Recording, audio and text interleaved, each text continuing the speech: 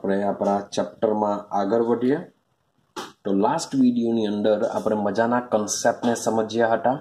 અધિશોષણ, અધિશોષક શું છે, અધિશોષિત શું છે, અપશોષણ શું છે, અવશોષણ શું છે, શોષણ શું છે, આ બધી જ ઘટનાઓ આપણે સમજીને આવ્યા છે. તો આજે આપણે સમજવાનો પ્રયત્ન કરીશું કે અધિશોષણની અંદર અધિશોષક અધિશોષિતને પોતાની સપાટી ઉપર આકર્ષે છે તો અધિશોષણ થાય છે. તો આજના લેક્ચરની અંદર આપણે એને સમજીશું કે અધિશોષણ કેવી રીતના થાય છે અને શા માટે થાય છે. એટલે કે સમજવાનો પ્રયત્ન કરીશું અધિશોષણની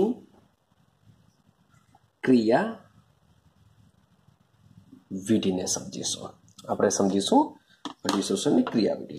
ચાલો હવે જોજો, મેઇન છે અધિશોષણની ક્રિયાવિધિ જો તમારે સમજવી હોય તો સૌથી પહેલા એટલું દિમાગમાં ક્લિયર હોવું જોઈએ કે આ જે અધિશોષણની જે ઘટના છે એ અધિશોષણ ક્યારે થાય કે જે અધિશોષક છે એ અધિશોષક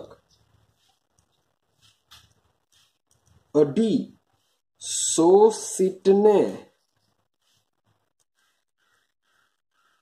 પોતાની સપાટી પર આકર્ષે છે. તો સમજવું પડશે કે આકર્ષણ શા માટે થાય છે, શા માટે આકર્ષણ થાય છે એને આપણે સમજવું પડશે. તો સમજો, માન લો કે મારી પાસે એક ઘન પદાર્થ છે. આ ઘન પદાર્થ એઝ અ અધિશોષક તરીકે વર્તે છે એવું આપણે સમજીએ. ચાલો, તો માન લો કે અહીં હું અધિશોષક દોરું છું. ઘન પદાર્થ છે, મીન્સ કે એના મોલેક્યુલ હોય છે એ આ રીતના આવેલા હોય છે, આ રીતના ગોઠવાયેલા હોય છે. આપણે આઈડિયા હશે કે જે ઘન પદાર્થ છે, ઘન પદાર્થમાં મોલેક્યુલ બધા જ વ્યવસ્થિત આ રીતના ગોઠવાયેલા હોય છે. ચાલો, સોન આ રીતના આવતું જશે. ઉપરનું જે એક લેયર છે એ લેયર જરાક હું વિશિષ્ટ પેનથી જરાક દોરું છું જેથી હું તમને ઇઝીલી સમજાવી શકું કે ખરેખર શું થાય છે. હવે બરાબર સમજવાનો પ્રયત્ન કરો કે આકર્ષણ શા માટે. આ જે સપાટી છે, મતલબ હું માત્ર આ સપાટીની વાત કરું છું, એવી એની કોઈ પણ સપાટી અધિશોષિતને આકર્ષી શકે છે. હું માત્ર એક સપાટીની વાત કરા કે આવું આકર્ષણ શા માટે ઉદ્ભવે છે. તો તમે જોશો કે જે આ ઘન પદાર્થ છે, ઘન પદાર્થની સપાટી જ અધિશોષિતને આકર્ષિત કરી શકે. એનું રીઝન શું છે? તો રીઝન એવું છે કે તમે બે વસ્તુ, અહીં બે પ્રકારના કણો આવેલા છે. એક કણો છે એ ક્યાં આવેલા છે? સપાટી પર આવેલા છે, અને બીજા કણો આવેલા છે જથ્થાના અંદરના, એટલે કે અંદરના કણો છે. ક્લિયર છે? અથવા તો જથ્થામાં રહેલા તમે બી કહી શકો. તો જોજો, હવે આ જથ્થામાં રહેલા જે કણો છે, હું કોઈ બી એક કણ લઈ લો, કોઈ બી એક કણ લઈ લેજો. માન લો કે આ એક કણ લઈ લો. રેડી છે? આમ એક કણ લીધો. તો આ કણની આજુબાજુ સરખા કણો આવેલા હશે. આ જે કણ છે એ કણની આજુબાજુ તમે જોજો, આ એક કણ કનેક્ટેડ છે, આ કણ કનેક્ટેડ છે, આ કણ કનેક્ટેડ છે, આ કણ કનેક્ટેડ છે. તો એની આજુબાજુ આવેલા બધા જ કણો કેવા છે? એક સરખા છે. ભાઈ, કણો વચ્ચે શું લાગતું હોય છે? આકર્ષણ બળ લાગતું હોય છે. કણો વચ્ચે શું લાગશે? આકર્ષણ બળ લાગે છે. તો થશે શું? જે અધિશોષકની અંદરના રહેલા કણો છે એ અંદરના કણો પોતાના જેવા આજુબાજુ બીજા કણો ધરાવતા હોવાને લીધે આ જે કણ છે, જે નીચે તરફનો કણ છે, એ શું કરશે? એને નીચે તરફ ખેંચવાનો પ્રયત્ન કરશે, એટલે આકર્ષણ બળ લગાડશે. આ જે કણ છે એને નીચે તરફ ખેંચવાનો પ્રયત્ન કરશે ઉપરવાળાને. આ જે કણ છે એને આ બાજુ ખેંચવાનો પ્રયત્ન કરશે. આ જે કણ છે આ કણને આ બાજુ ખેંચવાનો પ્રયત્ન કરશે અને આ ઉપરનો કણ છે એ આ કણને ઉપરની તરફ ખેંચવાનો પ્રયત્ન કરશે. સમજો બરાબર કે જે જમણી બાજુનો કણ છે આ કણ છે એ આ કણને પોતાની તરફ આકર્ષે, અને નીચેવાળો જે કણ છે એને આ કણને નીચેની તરફ આકર્ષણ કરવાનો પ્રયત્ન કરશે. આ જે કણ છે એને આ બાજુ ખેંચવાનો પ્રયત્ન કરશે અને ઉપરવાળો કણ એને શું કરશે? ઉપર તરફ ખેંચવાનો પ્રયત્ન કરશે. તો આ રીતના થશે શું કે એની ચારેય બાજુ પોતાના જેવા કણો છે અને બધા એકબીજાને ખેંચવાનો પ્રયત્ન કરે છે. તો આ બંનેની અસર કેવી થઈ જશે? નાબૂદ થઈ જવાની. અને આ બંનેની અસર બી કેવી થઈ જવાની? નાબૂદ થઈ જવાની. એટલે કે આ કણો વચ્ચેનું જથ્થાના અંદરના કણોની વાત કરું છું. તો જથ્થાના અંદરના જે કણો છે એ કણો પર લાગતું જે પરિણામી આકર્ષણ બળ હોય છે એ કેવું થઈ જતું હોય છે? નાબૂદ થઈ જતું હોય છે. તમે કોઈ બી કણ લઈ લેજો, અંદરનો કોઈ મીન્સ કે આ કણ લેશો તે બી આની જો એની ઉપર તરફ આ છે, એની નીચે તરફ આ છે, એની બાજુમાં આ છે, એની બાજુમાં આ છે. તમે અંદરને જથ્થાનો કોઈ પણ કણ લેશો તો એ કણની આજુબાજુ પોતાના જ જેવા કણો હોવાથી પરિણામી આકર્ષણ બળ કેવું થઈ જશે? રદ થઈ જશે, અથવા નાબૂદ થઈ જશે, અથવા શૂન્ય થઈ જશે. પરંતુ તમે વિચારો કે આજે સપાટી પરના કણોની વાત કરો. ભાઈ સપાટી પરના કણો છે એ સપાટી પરના કણો પર તેની આજુબાજુમાં ભાઈ સમાન કણ છે. ચેક કરો કે માન લો કે આ એક મોલેક્યુલની વાત કરું છું, આ વચ્ચેના મોલેક્યુલની વાત કરું. તો આ મોલેક્યુલની આજુબાજુ મીન્સ કે ચેક કરો, રેડ મીન્સ કે સેમ જેવા કણો છે. તો સેમ જેવા કણો હોય તો આ બાજુ ખેંચે, આ બાજુ ખેંચે એટલે પરિણામી આકર્ષણ બળ 0 થઈ જશે આ બાજુનું. પણ તમે ચેક કરશો ભાઈ સપાટી પરના કણોની, શબ્દ બોલું છું, સપાટી પરના કણો પર ઉપરની બાજુ કોઈ કણ હોતો નથી.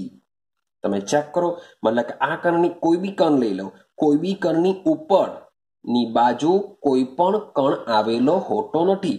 નીચેની તરફ આવશે તો નીચેનો વાળો કણ શું કરશે? એને નીચે તરફ ખેંચવાનો પ્રયત્ન કરશે. એને શું કરશે? નીચે તરફ ખેંચવાનો પ્રયત્ન કરશે. નીચે તરફ ખેંચવાનો પ્રયત્ન કરવાને લીધે આજે સપાટી પરના જે કણો છે એ સપાટી પરના કણો પર શું કરશે? અસમતોલિત આકર્ષણ બળ ઉદ્ભવે છે. મીન્સ કે ડાબી બાજુ ને જમણી બાજુ સમાન સમાન કણ છે એટલે પરિણામી આકર્ષણ શૂન્ય થઈ જશે. પણ ઉપર અને નીચે સમાન કણ નથી, માટે આપણે શું કહેશું? એવા આકર્ષણ બળને અસમતોલિત આકર્ષણ બળ ઉદ્ભવે છે. ને આવા અસમતોલિત આકર્ષણ બળને અવશોષી બળ પણ કહેવાય છે. એટલે કે શું ઉત્પન્ન થવાનું? અસમતોલિત અથવા તો અવશોષી આકર્ષણ બળ ઉત્પન્ન થાય છે. તો આ જે અસમતોલિત અથવા અવશોષી આકર્ષણ બળ છે આ જ આકર્ષણ બળ અધિશોષિત મીન્સ કે એની સંપર્કમાં આવતા કોઈ પણ કણને, એના સંપર્કમાં આવતા કોઈ પણ કણને માત્ર એવું લખું છું અધિશોષિત ને પોતાની તરફ શું કરે છે? આકર્ષિત કરે છે. આઈડિયા આવે છે કેવી રીતના આકર્ષિત થશે? કારણ કે જે સપાટી પરના કણો છે એ અસમતોલિત આકર્ષણ બળ ઉદ્ભવે છે, જેને આપણે અવશોષી બળો કહેવાના. તો આ સપાટી પરના જે અવશોષી, બધી કોઈ બી સપાટી લઈ લો, મીન્સ કે તમે આ સપાટી લેશો, આ સપાટી લેશો, કોઈ બી સપાટી લેશો તો એ સપાટી ઉપર કયા બળ હોય છે? અવશોષી બળો હોય છે. તો આ અવશોષી બળોને લીધે જ એના સંપર્કમાં આવતા અન્ય કણને પોતાની સપાટી પર એ શું કરે છે? આકર્ષિત કરે છે. ક્લિયર થાય છે? તો આ રીતના શું થાય છે? અધિશોષણ થાય છે. ક્લિયર થયો પહેલો પોઈન્ટ કે અધિશોષણ કેવી રીતે થાય? હવે બીજું સમજો. હવે અધિશોષણની અંદર બહુ મજાનું છે. હવે જે સપાટી પરના શબ્દ સમજતા જો બરાબર બધું જ કે જે સપાટી પરના જે કણો છે એ અઢી શોષણ પહેલાની વાત કરું છું. જે સપાટી પરના જે કણો છે એ સપાટી પરના કણો અઢી શોષણ પહેલા એમાં શું હશે? ભાઈ બહુ ઉષ્મા હશે, ઉષ્મા હશે, કારણ કે બળ હશે એવું બી તમે લઈને ચાલો, બળ હશે. કારણ કે માની લો કે આપણે જોઈએ, હવે આપણે કઈ મીન્સ કે શરૂઆતમાં કોઈ પણ કામ કરવાનું હોય તો આપણી પાસે એનર્જી હોય છે, પણ કામ કરી દીધા બાદ કંઈ પણ વસ્તુ ઉચકવાનું હોય કે કંઈ પણ કામ કરવાનું હોય તો આપણી એનર્જી વપરાશે. એનર્જી વપરાવાને લીધે એકવાર કામ કરી દીધા બાદ આપણી પાસે કોઈ શક્તિ હોતી નથી. તો અહીંયા વિચાર કરો કે સપાટી પરના જે કણો છે એ અઢી શોષણ પહેલા કયા બરો કામ કરે છે? અવશોષી બરો. મીન્સ કે સપાટી પરના કણો પાસે ઉર્જા છે, એમની પાસે શું છે? ઉર્જા અથવા ઉષ્મા છે. પણ એકવાર અઢી શોષણ થઈ ગયા બાદ તેઓની જે ઉષ્મા છે એ ઉષ્મા શું થશે? બધી જ પેલા કણોને આકર્ષવામાં વપરાઈ જશે. આ જે ઉષ્મા હોય છે એ ઉષ્માનો ઉપયોગ શું કરે છે? સપાટી પર કણોને આકર્ષવા વપરાશે. જો આવું જો થાય તો સપાટી પરના જે કણો છે એ કણો શું કરશે? ઉષ્મા અથવા તો ઉર્જા ગુમાવે છે. ઉષ્મા અથવા ઉર્જા શું કરશે? ગુમાવે છે. આથી આપણે કહી શકીએ છીએ, યાદ રાખજો, એમસીક્યુ ની અંદર બી પૂછી શકાય કે જે અઢી શોષણ છે એ અઢી શોષણ હંમેશા, શબ્દ બોલું છું, હંમેશા ઉષ્મા ક્ષેપક ઘટના છે. કઈ ઘટના છે? ઉષ્મા ક્ષેપક. તમને એમસીક્યુમાં આવી શકે કે અઢી શોષણ એ કયા પ્રકારની ઘટના છે? ઉષ્મા ક્ષેપક, શોષક, વોટ એવર કઈ બી બીજા ઓપ્શન આપી શકે. તો અઢી શોષણ હંમેશા કેવી છે? ઉષ્મા ક્ષેપક. ક્ષેપકનો મતલબ શું થાય? ઉષ્મા ગુમાવે. કારણ કે જે સપાટી પરના મોલેક્યુલ હોય છે એ અઢી શોષિતને આકર્ષવામાં પોતાની ઉષ્મા ગુમાવી દેતા હોય છે. માટે અઢી શોષણ એ હંમેશા કેવી છે? ઉષ્મા ક્ષેપક. હવે ઉષ્મા ક્ષેપક પ્રોસેસ જો હોય તો એન્થાલ્પીમાં જે થતો ફેરફાર છે એ તમને કેવો જોવા મળશે? ઋણ જોવા મળશે. કારણ કે પ્રોસેસ છે ઉષ્મા ક્ષેપક. ઉષ્મા ક્ષેપક માટે એન્થાલ્પીમાં થતો ફેરફાર કેવો હોય છે? ઋણ હોય છે. ક્લિયર થઈ ગયું? ચાલો હવે બીજી એક સમજો. માન લો કે મારી પાસે ઘન પદાર્થ છે. હવે હું જરાક આ રીતના બોક્સ દોરું છું, મીન્સ કે એની મોલેક્યુલની અંદર મેં ઉપર દર્શાવ્યું તેમ બધા મોલેક્યુલ આવેલા હોય છે. હવે જે વાયુઓ છે, માન લો કે ઘન પર વાયુનું અધિશોષણ થાય છે, હું આવી રીતના દોરું છું, મીન્સ કે બધા એની ઉપર વાયુઓ આવેલા છે. હવે તમે ચેક કરશો, આપણે યાદ કરીએ થર્મોડાયનેમિક્સને, ઉષ્મા ગતિશાસ્ત્રને યાદ કરીએ, અને ઉષ્મા ગતિશાસ્ત્રમાં એક મજાનો વર્ડ આવે છે એસ, મીન્સ કે એન્ટ્રોપી. મીન્સ કે હવે જાણવાનો પ્રયત્ન કરીએ છીએ કે ભાઈ અઢી શોષણ શું આપમેળે થાય છે? એમ તો આપને ખબર જ છે કે આપમેળે થવાનું છે, હા કે ના? જો આપમેળે થાય તો ડેલ્ટા જી નું મૂલ્ય શું આવવું જોઈએ? ભાઈ ઋણ આવવું જોઈએ. એને સમજીએ. તો એને સમજવા માટે delta G is equal to delta H minus T delta S પર જવું પડશે. તો ભાઈ ટેમ્પરેચર તો કોઈ બી હિસાબે અચળ રહેવાનું. ડેલ્ટા એચ હંમેશા ઋણ રહેશે. હવે ડેલ્ટા એસ ને સમજવાનો પ્રયત્ન કરે કે ડેલ્ટા એસ શું થશે. સમજો. તો એન્ટ્રોપીની વાત કરીએ તો યાદ કરો, એન્ટ્રોપી વાયુ માટે સૌથી વધારે હોય છે. કારણ કે એન્ટ્રોપીની વ્યાખ્યા છે, એન્ટ્રોપી એટલે કે પ્રણાલીની અવ્યવસ્થાનું માપદંડ. પ્રણાલીની અવ્યવસ્થાનું માપદંડ. તો વાયુના મોલેક્યુલ શું હોય છે? બધા ગમે તેમ રખડતા હોય છે, માટે એની એન્ટ્રોપી વધારે હોય છે. અને ઘનની એન્ટ્રોપી સૌથી ઓછી હોય છે બીકોઝ ઓફ, કારણ કે તમે ઘન પદાર્થના મોલેક્યુલ બધા એક સરખી રીતે વ્યવસ્થિત ગોઠવાયેલા હોય છે, માટે તેમાં વ્યવસ્થા હોવાથી અવ્યવસ્થાનું મૂલ્ય ઓછું હોય છે, માટે ઘનની એન્ટ્રોપી ઓછી હોય છે. તો એનો મતલબ એમ થાય કે આ બધા મોલેક્યુલ જે એમથી તેમ રખડતા છે, અઢી શોષણ પહેલાની વાત કરું છું, તો અઢી શોષણ પહેલા આ જે વાયુ છે એની એન્ટ્રોપી કેવી હોય છે? વધારે હોય છે. પણ સમજો, હવે માની લો કે અઢી શોષણ થાય છે, એવું સમજીએ કે અઢી શોષણ શું થાય છે? થાય છે. હવે અઢી શોષણ જો થાય તો આ જે વાયુ છે જેને આપણે અઢી શોષિત કહીએ છીએ, આ અઢી શોષકની સપાટી ઉપર શું કરશે? એટ્રેક્શન પામશે. એટ્રેક્શન પામવાને લીધે તેઓ શું કરશે? આ રીતના ગોઠવાઈ જશે, હા કે ના? જો આ રીતના જો ગોઠવાય તો તમે ચેક કરો, પેલા વાયુના મોલેક્યુલ કેવા હતા? બોડું ને ગમે તેમ રખડતા હતા. તેની જગ્યાએ ઘનની સપાટી ઉપર વ્યવસ્થિત ગોઠવાઈ ગયા. જો વ્યવસ્થિત ગોઠવાઈ જાય એટલે કે અધિશોષણ ઘટનામાં, અધિશોષણમાં એન્ટ્રોપીમાં જે થતો ફેરફાર છે ડેલ્ટા એસ, એ તમને કેવો જોવા મળશે? આમાં પણ ઋણ જોવા મળશે. Sorry for that. બધા વ્યવસ્થિત ગોઠવાઈ જાય છે માટે એન્ટ્રોપીમાં શું થશે? ઘટાડો થશે. એટલે કે સોરી, એનું મૂલ્ય ધન તમને જોવા મળશે. એન્ટ્રોપીનું મૂલ્ય તમને ધન જોવા મળશે. જરાક પાછા સમજવાનો પ્રયત્ન કરીએ. Sorry for that. પહેલા ગમે તેમ હતા એટલે કે એન્ટ્રોપીનું મૂલ્ય સૌથી વધારે હતું. હવે બધા શું થઈ ગયા છે? વ્યવસ્થિત ગોઠવાઈ ગયેલા હોય છે. એટલે કે સોરી ફોર ધેટ, એન્ટ્રોપીમાં તમને ઘટાડો જોવા મળશે. એન્ટ્રોપીમાં શું જોવા મળશે? તમને ઘટાડો જોવા મળશે.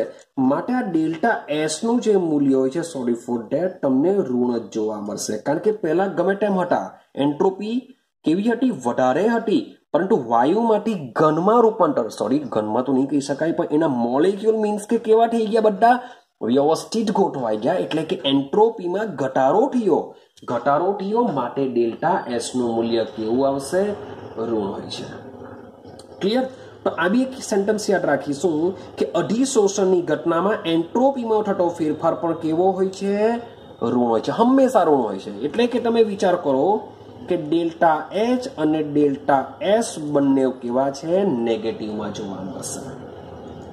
હવે આપણે સમજવાનો પ્રયત્ન કરીએ છીએ કે ભાઈ એન્ટ્રોપી કેવી ઘટના છે. તો ભાઈ એન્ટ્રોપી જોવા જઈએ તો આપમેળે થશે કે નહીં થશે એ સમજવા માટે delta G is equal to delta H minus T delta S પાસે જવું પડશે. હવે ડેલ્ટા એસ નું મૂલ્ય મેં તમને કીધું હંમેશા કેવું આવશે? નેગેટિવ આવશે. તો જો આનું જો મૂલ્ય નેગેટિવ હોય તો આ નેગેટિવ આ જે આખું પદ છે એનું કન્વર્ઝન થઈ જશે ધનની અંદર. એનું કન્વર્ઝન શામાં થઈ જશે? ધન. એની વેલ્યુ ધનમાં થઈ જશે. હવે રહ્યું શું? તો ડેલ્ટા એચ ધન ને વોટ એવર આ જે બી હોય તે ને ડેલ્ટા જી. હવે પ્રોસેસ જો આપમેળે થવી હોય તો ડેલ્ટા જી નું મૂલ્ય હોવું જોઈએ નેગેટિવ. તો નેગેટિવ કઈ કન્ડિશનમાં હશે? તો ભાઈ તમારો ડેલ્ટા એચ પણ કેવો હોય છે? ભાઈ હંમેશા માઇનસમાં જોવાનો, કારણ કે એ પણ ઉષ્માક્ષેપક પ્રોસેસ છે માટે ડેલ્ટા એચ પણ માઇનસમાં જ હશે. પણ હવે સવાલ એવો આવે કે મૂલ્ય કોનું વધારે હશે? જો આનું મૂલ્ય વધારે હોય તો ભલે તમે બાદબાકી કરશો તો બી ડેલ્ટા જી શામાં આવશે? ધનમાં આવશે. ડેલ્ટા જી શામાં આવશે? ધનમાં. જો ડેલ્ટા એસ ઇન્ટુ ટી નો ગુણાકાર ડેલ્ટા એચ કરતા મોટો હોય તો ડેલ્ટા જી નું મૂલ્ય તમને ધન મળશે ને આ કન્ડિશનમાં તમને પ્રક્રિયા આપમેળે થશે નહીં. પ્રોસેસ તો આપમેળે થાય છે. તો એનો મતલબ શું થાય કે ટી ઇન્ટુ ડેલ્ટા એસ ના ગુણાકાર કરતા, શબ્દ જો ટી ડેલ્ટા એસ ના ગુણાકાર કરતા ડેલ્ટા એચ નું મૂલ્ય કેવું હોય છે? વધુ હોય છે. તો જ પ્રોસેસ આપમેળે થવાની. કારણ કે આમાં કઈ આપણે કેવું નહીં પડે કે ઘનની સપાટી વાયુના મોલેક્યુલને ખેંચે. એ ઓટોમેટિક ખેંચવાની છે. આપમેળે થતી પ્રોસેસ છે. તો એનો મતલબ એમ થશે કે એન્થાલ્પીમાં થતો ફેરફાર એન્ટ્રોપીમાં થતા ફેરફારના મૂલ્ય કરતા વધારે હોય છે. એટલે કે ડેલ્ટા એચ નું મૂલ્ય કેવું હોય છે? વધારે. એટલે કે પ્રક્રિયા દરમિયાન ઉષ્મા વધારે ઉત્પન્ન થતી હોવી જોઈએ. અને ભાઈ તમે વિચારો કે જેમ જેમ માની લો કે આ સપાટી છે, સપાટી પાસે બહુ ઉષ્મા છે, જેમ જેમ અધિશોષણ થતું જશે તેમ તેમ આ સપાટી શું કરશે? ઉષ્મા ગુમાવતી જશે. શરૂઆતમાં બહુ ગુમાવશે, પણ એક એવો સમય આવશે કે જેમ જેમ મીન્સ કે સપાટી ટોટલી મીન્સ કે અધિશોષણથી સંપૂર્ણ ભરાઈ જશે ત્યારે ડેલ્ટા એચ નું મૂલ્ય એવું થશે કે જે તમારા ટી ઇન્ટુ ડેલ્ટા એસ જેટલું થઈ જતું હોય છે. જ્યારે અધિશોષણ કમ્પ્લીટ મીન્સ કે શબ્દ આ ક્યારે થશે? કે જ્યારે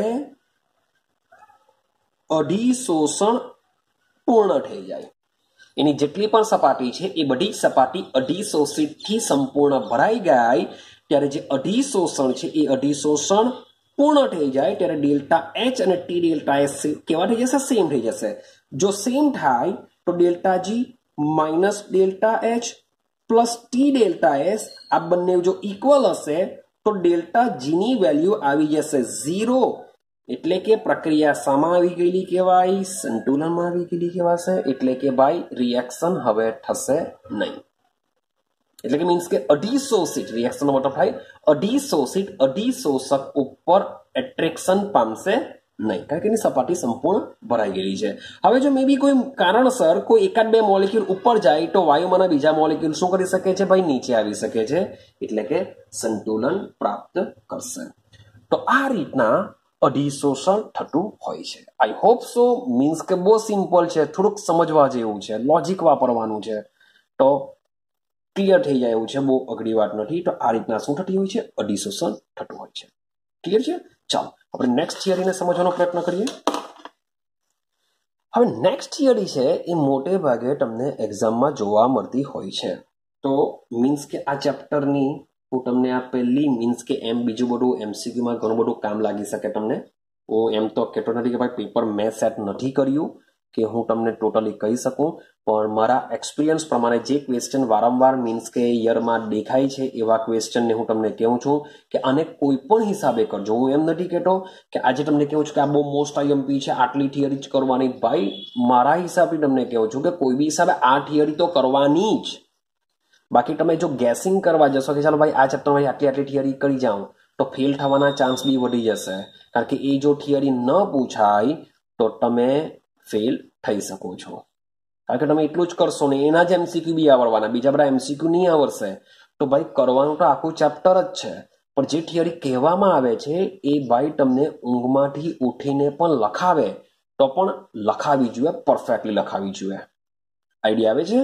તો માટે આજે હું કહું છું કે ભાઈ આ થિયરી બહુ મોસ્ટ આઈએમપી છે. એનો મતલબ એમ નથી કે ખાલી થિયરી આ જ કરવાની, તો અટવાઈ જશો. કારણ કે પેપર સેટર બી હંમેશા બહુ સ્માર્ટ રીતના પેપર સેટ કરે છે કે જે થિયરી પૂછે છે તો એના એ ચેપ્ટરના બીજી જે બધી થિયરીઓ છે એમાંથી જ એમસીક્યુ નહીં કરશે. કે જે થિયરી પૂછાય એ થિયરીમાંથી એમસીક્યુ બી કરશે. તો ભાઈ બીજા ચેપ્ટરના જે પોઈન્ટ હોય છે એ પોઈન્ટમાંથી શું કરવાના? તો યાદ રાખજો, મીન્સ કે તમારે આખું ચેપ્ટર ઓલ ઓવર બધું જ કરવું પડે. તમે બધું કરશો તો જ તમને ચેપ્ટરના ટોટલી માર્ક્સ મળી શકે છે. બાકી ગેસિંગ કરવા ગયા કે આઈએમપી થિયરી કરવા ગયા તો બહુ અઘરું કામ થશે પાસ થવાનું પણ. માટે હોશિયાર હોય કે ડફર હોય કે વોટ એવર જે બી હોય તે મીન્સ કે કરવું પડશે બધું જ. ચેપ્ટર આખા જ કમ્પ્લીટ કરવાના. હા, કેટલાક સ્ટુડન્ટ એવા હોય કે ખાલી પાસ જ થવું છે, સમજો, ખાલી માત્ર ને માત્ર પાસ થવું છે. બહુ ઓછા ભાઈ, બહુ નહીં લાવવા 80, 90, 95 માર્ક્સ, ખાલી લોકોએ 35-40 માર્ક્સ લાવવા છે. તે એવા સ્ટુડન્ટ માટે મારી એક સલાહ છે કે ભાઈ એવા સ્ટુડન્ટ બી શું કરો, ગેસિંગ નહીં કરો કે આ ચેપ્ટર છે, ચાલ આ થિયરી સર લોકોએ કીધેલું છે કે બહુ ઇમ્પોર્ટન્ટ છે, આ થિયરી હું કરી નાખું, બીજી બધી નહીં કરું. એવું નહીં કરવા જાવ. એના કરતાં બેટર છે કે કેમેસ્ટ્રીના 16 ચેપ્ટર છે, 16માંથી 8 ચેપ્ટર એટલા કમ્પ્લીટ કરી દો, બાકીના ચેપ્ટરની જોડે પકડો પણ નહીં. 8 ચેપ્ટર એટલા પકડી લેવો કે એનું કંઈ બી પૂછાશે તમને આવડશે જ. કંઈ પણ એટલે કંઈ પણ ટોટલી બધું કરી દેવું. એટલે કે 50% મીન્સ કે તમારા પાસ થવાના પર્સન્ટેજ મીન્સ કે 50% જેટલી તૈયારી કરશો તો તમારા 40 માર્ક્સ 40-45 માર્ક્સ આવી જશે. તો 50 માર્ક્સ જેટલું એટલું કમ્પ્લીટ કરો કે કંઈ બી પૂછાશે એમાંથી તો 50 માર્ક્સ તો તમારા આવશે જ. અને બાકીના જે ચેપ્ટર છે એમાંથી ગેસિંગ કરો, મીન્સ કે તમારા પાસ થવાના આ રીતના પર્સન્ટેજ વધી જતા હોય છે. બાકી 16 ચેપ્ટરમાં તમે ભાઈ સિલેક્ટેડ થિયરી કરવા ગયા અને જો નહીં પૂછાશે તો તમારું કામ અઘરું બની જશે. માટે સમજો, બરાબર સમજીને વ્યવસ્થિત પ્રયત્ન કરજો. રેડી છે? બાકી તો હું તમને કહું છું, આ તો એવા સ્ટુડન્ટની વાત ચાલે છે કે જે સ્ટુડન્ટ મીન્સ કે માત્ર પાસ થવું છે, બહુ વાંચતા નથી. તો આ તમને એક એડવાઇસ છે. બાકી તો જે લોકો 60-70 કે ગમે તેટલા લાવવાના હોય તે લોકોએ બધું જ વાંચવાનું. બધું વાંચશો તો જ તમે એક સારો સ્કોર કરી શકશો. ક્લિયર છે? માટે હવે હું તમને વારંવાર મીન્સ કે આ રીતના નહીં કહેવા વિડીયોમાં, તો સમજજો, યાદ રાખજો આ વસ્તુ. માટે આજે આઈએમપી કહું છું એ હિસાબથી કહું છું કે મોટે ભાગે આ થિયરી તમને આ ટોપિકમાંથી પૂછાતી બોર્ડમાં જોવા મળી છે. ક્લિયર થાય છે? ચાલો 2 કે 3 વાર મીન્સ કે તમને આ ક્વેશ્ચન બોર્ડમાં નીકળે છે. ક્વેશ્ચન મીન્સ કે તફાવત નીકળે છે, પણ એનસીઆરટીમાં મીન્સ કે જૂની બુકમાં માત્ર ને માત્ર તફાવત આપેલો હતો. પણ એનસીઆરટીની બુકમાં એને બધા પોઈન્ટને સમજાવવાનો પ્રયત્ન કર્યો છે. તો પહેલા બધા પોઈન્ટને સમજીએ, પછી એનો તફાવત સમજીએ. તો મેઇન છે એનો તફાવત મોટે ભાગે પૂછાતો હોય છે. ચાલો, તો આઈએમપી હમણાં મીન્સ કે હું નથી રાખતો, આપણે તફાવતમાં આઈએમપી રાખીશું. આપણે વાત કરીએ છીએ અધિશોષણના પ્રકારો. ચાલો, તો ભાઈ અધિશોષણ બે પ્રકારના છે. અધિશોષણ કેટલા પ્રકારના છે? બે પ્રકારના છે. ભાઈ કયા કયા પ્રકારના છે? તો સૌથી પહેલા હું તમને એના પ્રકાર કહી દઉં અને પછી આપણે એમાં ડિસ્કશન કરીએ કે ભાઈ શું છે. તો પહેલો પ્રકાર છે એનો ભૌતિક અધિશોષણ. પહેલો પ્રકાર છે, સોરી ફોર ધેટ, પહેલો પ્રકાર છે એનો ભૌતિક અધિશોષણ. બીજો પ્રકાર છે એનો રાસાયણિક અધિશોષણ. તો બે પ્રકારના અધિશોષણો છે, ભૌતિક અધિશોષણ અને રાસાયણિક અધિશોષણ.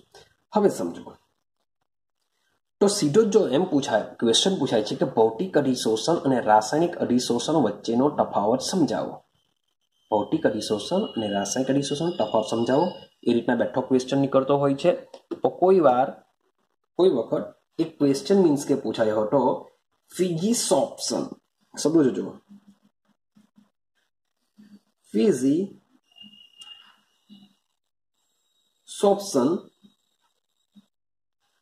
અને કેમિસોપ્શન. તો ભાઈ એક્ઝામમાં એકવાર નીકળેલો તો શબ્દ ફિઝિસોપ્શન મીન્સ કે એનસીઆરટીમાં તો તમને આ શબ્દ ગુજરાતીમાં લખીને આપેલા છે, પણ જૂની બુકની અંદર ભૌતિક અધિશોષણ અને બાજુમાં ઇંગ્લિશમાં ફિઝિસોપ્શન અને રાસાયણિક અધિશોષણની બાજુમાં ઇંગ્લિશમાં કેમિસોપ્શન આપેલું હતું.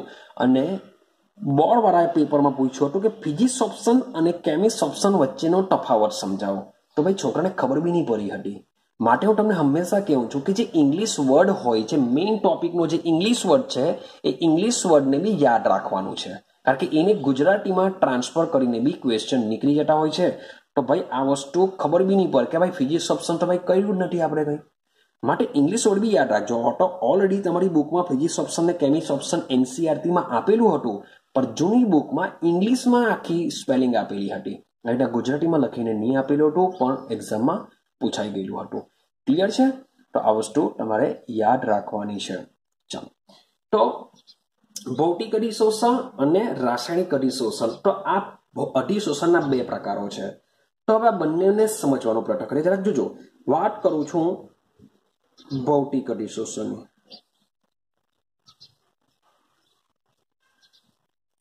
તો ભાઈ ભૌતિક અધિશોષણ થયેલું ક્યારે કહેવાશે? તો યાદ રાખજો કે અધિશોષક અને અધિશોષિત એકબીજા સાથે નિર્બળ વાન્ડર વાલ્સ આકર્ષણ બળ દ્વારા જોડાયેલા જો હોય તો એને આપણે ભૌતિક અધિશોષણ કહીશું. મીન્સ કે જે સપાટી છે એ સપાટી ઉપર કોઈ પણ કણ જે અધિશોષિત થાય છે એ જો નિર્બળ વાન્ડર વાલ્સ આકર્ષણ બળ દ્વારા આકર્ષાય તો આવા અધિશોષણને આપણે ભૌતિક અધિશોષણ કહીશું. આઈડિયા આવે છે? ચાલો, સેમ વસ્તુ રાસાયણિક અધિશોષણની જો વાત કરું તો રાસાયણિક અધિશોષણની અંદર અધિશોષક અને અધિશોષિત એકબીજા સાથે રાસાયણિક બંધ દ્વારા જોડાય છે અથવા આકર્ષાય છે, જોડાય છે, એવું જ આપણે યાદ રાખીશું કે પેલામાં અધિશોષક અને અધિશોષક નિર્બળ વાન્ડર વાલ્સ બળ દ્વારા જોડાય છે, જ્યારે આમાં રાસાયણિક બંધ દ્વારા જોડાય છે. હવે રાસાયણિક બંધ કેવો હશે? તો રાસાયણિક બંધના બે પ્રકાર યાદ રાખવાના છે. ક્યાં તો એ સહસંયોજક બંધ હોઈ શકે અથવા તો એ આયનીય બંધ હોઈ શકે. તો ભાઈ આવા ક્વેશ્ચન બી નીકળી આવે. કે ભાઈ રાસાયણિક અધિશોષણની અંદર અધિશોષક અને અધિશોષિત વચ્ચે નીચેનામાંથી કયો બંધ રચાય છે? સહસંયોજક બંધ, આયનીય બંધ, બાય હાઇડ્રોજન બંધ, વોટએવર કંઈ બી ઓપ્શન તમને આપેલા હોઈ શકે, કંઈ બી સેટ કરેલું હોઈ શકે. તો યાદ રાખીશું કે રાસાયણિક અધિશોષણની અંદર અધિશોષક અને અધિશોષિત વચ્ચે રાસાયણિક બંધ બને છે અને આ રાસાયણિક બંધ એટલે કે ભાઈ અધિશોષક અને અધિશોષિત સહસંયોજક બંધ દ્વારા બી જોડાઈ શકે અથવા આયનીય બંધ દ્વારા પણ જોડાઈ શકે છે. ક્લિયર છે? અહીં સહસંયોજક બંધ અને આયનીય બંધ દ્વારા જોડાયેલા હોવાથી યાદ રાખજો કે આમાં ઊંચી યાદ રાખજો બંને મજબૂત મીન્સ કે આયનીય બંધ બી કેવો હોય છે? મજબૂત હોય છે. સૌથી મીન્સ કે સહસંયોજક બંધ અને આયનીય બંધમાં મજબૂત હોય છે. ક્લિયર છે? તો માટે મજબૂત બંધ રચતા હોય છે એને લીધે ઊંચી સક્રિયકરણ ઉર્જાની જરૂર પડે છે. યાદ રાખજો રાસાયણિક બંધમાં શું થશે? ઊંચી સક્રિયકરણ ઉર્જા મીન્સ કે ઈએ આપણે આના આગળના ચેપ્ટરમાં સક્રિયકરણ ઉર્જા વિશે ભણીને આવ્યા છે. તો ઊંચી સક્રિયકરણ ઉર્જાનો સમાવેશ થાય છે. ક્લિયર છે? ને ઊંચી સક્રિયકરણ ઉર્જાનો સમાવેશ થાય છે માટે આવા અધિશોષણને કેટલીક વખત શું કહેવામાં આવે છે? એ શબ્દ બી યાદ રાખજો. સક્રિયકૃત અધિશોષણ બી કહેવામાં આવે છે. કેમ? કારણ કે યાદ કરો ઉદ્દીપકમાં સક્રિયકૃત સંકીર્ણ બનીને આવેલા છે. કારણ કે સૌથી પહેલા ઉદ્દીપકનું કામ શું છે? સક્રિયકરણ ઉર્જાને ઘટાડવાનું. એટલે ઉદ્દીપક સૌથી પહેલા સક્રિયકૃત સંકીર્ણ બનાવે છે અને એનું વિઘટન થઈને પછી નિપજમાં રૂપાંતર પામે છે. માટે અને આવાને સક્રિયકૃત અધિશોષણ તરીકે પણ દર્શાવવામાં આવે છે. ક્લિયર થાય છે? કોઈક વાર એવું બી થાય છે, સમજો જોજો,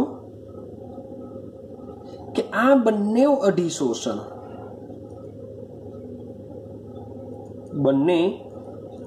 અધિશોષણ એક સાથે પણ થઈ શકે છે. બંને અધિશોષણ એકી સાથે પણ થઈ શકે છે. એકી સાથે થતા હોય તો આમાંથી કયું ભૌતિક હશે કે રાસાયણિક હશે તે ઓળખવું ખૂબ જ અઘરું પડતું હોય છે. માટે તાપમાનના સંદર્ભમાં બી આપણે દર્શાવી શકીએ કે જો નીચું તાપમાન હોય તો ભાઈ શું હશે? ભૌતિક અધિશોષણ હોય છે. યાદ રાખજો ભૌતિક અધિશોષણ હંમેશા નીચા તાપમાને જ થશે અને જે રાસાયણિક અધિશોષણ છે એ રાસાયણિક અધિશોષણ કેવા તાપમાન થાય છે? ઊંચા તાપમાને થતું હોય છે. ક્લિયર છે? તો આ બંને પોઈન્ટ બી તમારે યાદ રાખવાના હોય છે. તો થાય શું કે મતલબ કોઈ રિએક્શન મીન્સ કે નીચા તાપમાને આપણે શરૂઆત કરી હોય પણ જેમ જેમ મીન્સ કે ટેમ્પરેચર વધતું જાય તો ભૌતિક અધિશોષણનું કન્વર્ઝન શામાં થઈ જતું હોય છે? રાસાયણિક અધિશોષણમાં થઈ જતું હોય છે. જેમ કે માની લઈએ કે મારી પાસે નિકલ ધાતુ છે. મારી પાસે કઈ ધાતુ છે? નિકલ ધાતુ છે. આ નિકલ ધાતુની ઉપર H2 અણુનું અધિશોષણ થાય છે. નિકલ ધાતુની ઉપર H2 અણુનું શું થાય છે? અધિશોષણ થાય છે. ચાલો તો સૌથી પહેલા એકચ્યુઅલી શું થવાનું કે આ જે નિકલ છે, માનો કે ફરીથી પાછું આંકડું દોરું કે આ જે નિકલ છે એ નિકલની સપાટી પર આ રીતના H2 ના અણુ અધિશોષણ પામે છે. શબ્દ બોલું છું, H2 ના અણુ અધિશોષણ પામે છે એટલે કે નીચા તાપમાને. તો આ અધિશોષણ કેવું થઈ ગયું? ભૌતિક અધિશોષણ થઈ ગયું. હા કે ના? પણ માની લો કે જેમ ટેમ્પરેચર ઊંચું થાય છે, ઊંચું તાપમાન થાય તો આ જે H2 જે અણુ છે એ અણુનું વિઘટન H પરમાણુમાં થાય છે. H પરમાણુમાં થઈને તે અધિશોષક સાથે રાસાયણિક બંધથી જોડાઈ જાય છે. તો આ કન્ડિશનમાં તમારું અધિશોષણ રાસાયણિક અધિશોષણ બની જતું હોય છે. ક્લિયર થાય છે? તો આ થોડીક બેઝિક ઇન્ફોર્મેશન છે. હવે આપણે આને ડિટેલમાં સમજવાનો પ્રયત્ન કરીશું, બધાને વ્યવસ્થિત સમજીએ, બધા પોઈન્ટને વ્યવસ્થિત સમજીએ કે ભાઈ ભૌતિક અધિશોષણ કઈ કન્ડિશનમાં થશે, કેવી રીતના થશે, એ રીતના રાસાયણિક અધિશોષણ કેવી રીતના થશે, અને સાથે સાથે બંને વચ્ચેનો તફાવત, જે તફાવત છે મોટે ભાગે મોસ્ટ આઈએમપી કોઈ બી હિસાબે તમારે કરવું પડશે. ચાલો, ક્લિયર છે?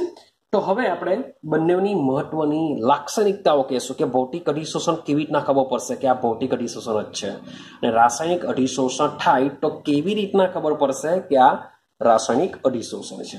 ચાલો, તો લખીએ છીએ આપણે ભૌતિક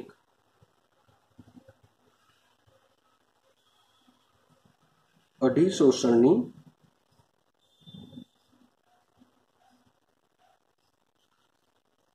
લાક્ષણિકતા. ચાલો, પહેલા પોઈન્ટની વાત કરીએ. વિશિષ્ટતાનો શબ્દ છે, વિશિષ્ટતાનો અભાવ. વિશિષ્ટતાનો અભાવ. ચાલો જોજો. તો પછી જે અધિશોષક છે એ અધિશોષકની સપાટી કોઈ પણ વિશિષ્ટ વાયુ માટે પસંદગી દર્શાવતો નથી. પસંદગી દર્શાવતો નથી. તો ભાઈ શોર્ટ એન્ડ સિમ્પલ આપણે એવું કહી શકીએ કે ભાઈ જે અધિશોષકની સપાટી ઉપર કોઈ પણ વાયુનું અધિશોષણ થઈ શકે છે, એટલે કે કોઈ વિશિષ્ટતા નથી કે ભાઈ કોઈ વિશિષ્ટ વાયુ હોય તો જ અધિશોષક ઉપર અધિશોષિત થઈ શકે, એવું કોઈ રીઝન નથી. માટે વિશિષ્ટતાનો ભાવ. કોઈ પણ વાયુ ઘન પદાર્થની સપાટી ઉપર અધિશોષણ પામી શકે છે, એવું કોઈ વિશિષ્ટતા નથી. એટલે કે કોઈ પણ વાયુનું કોઈ પણ ઘન પદાર્થની સપાટી ઉપર અધિશોષણ થઈ જ જશે. માટે કોઈ વિશિષ્ટ નથી. કેમ? કારણ કે જે ભૌતિક અધિશોષણ છે એ વાન ડર વાલ્સ આકર્ષણ બળ દ્વારા રચાય છે, અને આ જે વાન ડર વાલ્સ આકર્ષણ બળ છે એ આકર્ષણ બળ તમારું કેવું જોવા મળે છે? સાર્વત્રિક છે. એટલે કે કોઈ પણ બે પરમાણુ અને કોઈ પણ બે અણુ વચ્ચે 100% કોઈ પણ જાતનું આકર્ષણ બળ હોય જ છે. માટે હું તમને કહું છું કે વાન ડર વાલ્સ બળ કેવું છે? સાર્વત્રિક છે. કોઈ પણ બે પરમાણુ કે કોઈ પણ બે અણુ વચ્ચે તમને આ આકર્ષણ બળ જોવા મળશે. માટે જે ભૌતિક અધિશોષણ છે એ વિશિષ્ટ નથી. યાદ રાખજો, ભૌતિક અધિશોષણ વિશિષ્ટ નથી. એટલે કે કોઈ પણ અધિશોષક ઉપર કોઈ પણ અધિશોષિતનું અધિશોષણ થઈ શકે છે. ત્યારે જેટલા બી પોઈન્ટ લખું છું એ બધા પોઈન્ટ રાસાયણિક અધિશોષણમાં શું થશે? આના કરતા ઉલટા થશે. એટલે કે રાસાયણિક અધિશોષણ કેવું હશે?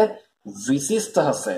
કે અધિશોષક અને અધિશોષિત વચ્ચે રાસાયણિક બંધ બની શકતો હોય તો જ અધિશોષણ થશે. માટે આપણે વિશિષ્ટ કહેશું. એટલે જે બી પોઈન્ટ આઈ મીન્સ કે તફાવત બહુ ઇમ્પોર્ટન્ટ છે. આ તમને સમજાવવા માંગે છે, મીન્સ કે થોડાક પોઈન્ટ આપેલા છે. ચલો, કઈ વાંધો નહીં, તે બી સમજતા જઈએ. બીજો પોઈન્ટ સમજો. ચાલો, બીજો પોઈન્ટ છે આપણો અધિશોષકનો સ્વભાવ. ચાલો, હવે શબ્દ છે અધિશોષકનો સ્વભાવ. તો અધિશોષકનો સ્વભાવ કરતા એકચ્યુઅલી શબ્દ હોવો જોઈએ ત્યાં અધિશોષિતનો